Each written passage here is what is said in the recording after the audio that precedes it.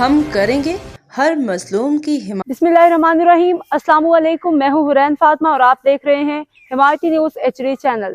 نظر ڈالتے ہیں آج کی اہم خبروں پر۔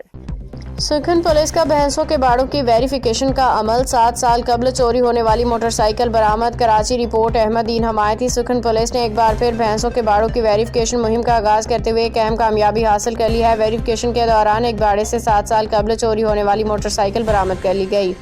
تفصیلات کے مطابق ویریفیکیشن کے دوران سے برآمد ہونے والی موٹر سائیکل کے حوالے سے باڑے کے مالک سے تفتیش کی گئی تو انکشاف ہوا کہ موٹر سائیکل باڑے میں کام کرنے والے گوالے جاوید کی ہے۔ پولیس نے جب گوالے جاوید کو حراست میں لے کے تفتیش کی تو اس نے موٹر سائیکل استعمال کرنے کا اعتراف کرتے ہوئے بتایا کہ موٹر سائیکل 3 سال قبل اس کے بیٹے نے لی تھی۔ سکھن پولیس نے فوری کارروائی کرتے ہوئے ملزم جاوید کو حراست میں لیا، جبکہ باڑے کے مالک کو تفتیش مکمل کرنے کے بعد رہا کر دیا گیا ہے۔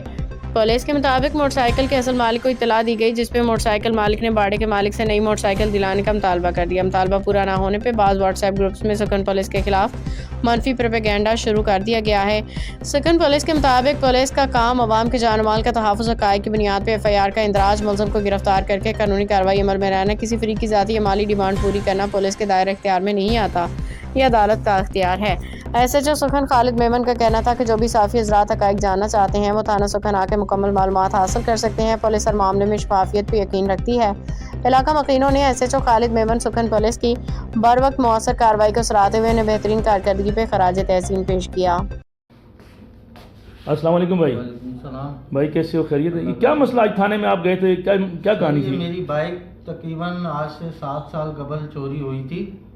اچھا، تو میرے پاس تقریباً 4:30 بجے جو ہے نا فون آیا ایکسائز والوں کا اور یہ پولیس سکھن تھانہ پولیس کا۔ ٹھیک ہے۔ تو ان کے ساتھ انہوں نے مجھے باڑے میں بلوایا ہے، وہاں پہ سکھن تھانے کی پولیس بھی موجود تھی، وہاں پہ گاڑی بھی برآمد کری ہے، میں نے شناخت بھی کری ہے۔ تو وہاں سے بندے کو اٹھا کے تھانے لے آئے، تھانے میں لائیں تو جو ملزم تھا نا، جو مین ملزم تھا، اس کو انہوں نے اثر و رسوخ کے طور پہ چھوڑ دیا پیسے کی بنا پہ۔ تو بعد میں جو ہے ایک ڈمی ملزم کو انہوں نے وہاں پہ لاک اپ کروا دیا۔